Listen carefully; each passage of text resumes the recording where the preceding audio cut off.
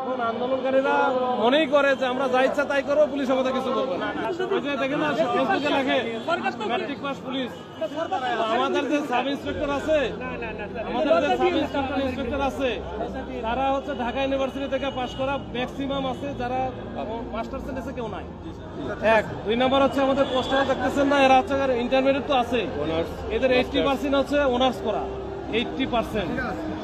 আর BCS officer যারা আছে তাদের কথাটাই বাদ দিলাম, যে আমরা হয়তো ম্যাট্রিক পাস না করে হয়তো বিসিএস চলে গেছে, হয়তো বা কোনো কারণে হয়ে গেছে, আমাদের বাদ দিলাম। কিন্তু ফেসবুকে দেখেন ঢুকলে আমাদের ব্যাপারে লেখে কোনো কিছু হলে আমার বিপক্ষে, মনে করেন আপনার বিপক্ষে গেলে আপনি লিখবেন যে matric pass fail, matric fail, police আমাদের সাথে তর্ক করে।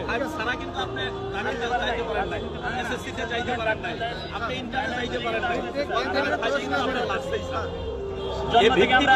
না, সেটা তো আমি জানি আপনাদের ব্যাপারে। আমি বলছি মনে করেন আপনার বিপক্ষে গেল, আপনার স্বার্থের বিপক্ষে গেল, তাহলে লিখবে কি ম্যাট্রিক ফেল পুলিশ আমাদের সাথে ঝগড়া করে।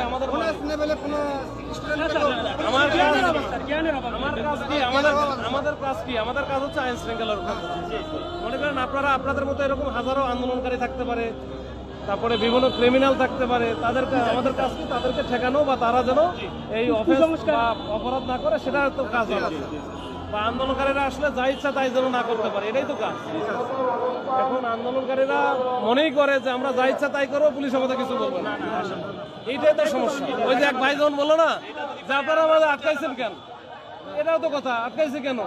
এখন ছাড়া দিলে কি ভাই ঠিক আছে আমরা ছাড়া দিলাম, তাহলে তো আর এখানে থাকবেন না। কোথায় যাবেন? ওই তাহলে সচিবালয়ে যাবেন। কোথায় যাবেন? কই যমুনায় যাবেন।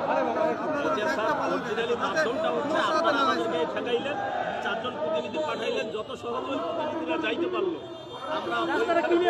আমরা তো প্রতিনিধি পাঠাইছি, তার প্রতিনিধি পাঠানোর পরে যদি রাস্তা বন্ধ করে রাখেন, শোনেন আমি খালি প্রতিনিধি না, সেই দিনও যেমন আমরা পাঠালাম না, এর আগেও আমি মাননীয় প্রধান উপদেষ্টা এপিএসের সাথে পিএসের সাথে কথা বলাইছি না।